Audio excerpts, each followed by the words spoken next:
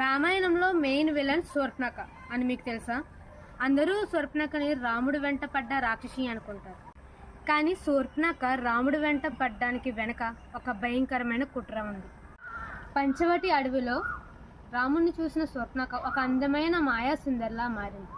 రాముణ్ణి ఆకర్షించడానికి కాదు, అసలు రావణుణ్ణి ఎదిరించే మనగాడు ఈ రాముడేనా అని గుర్తించడానికి. శూర్పణఖ పెళ్లి ప్రతిపాదనను రాముడు తిరస్కరించి లక్ష్మణుడి దగ్గర పంపుతాడు. లక్ష్మణుడు అసలు పట్టించేకోడు.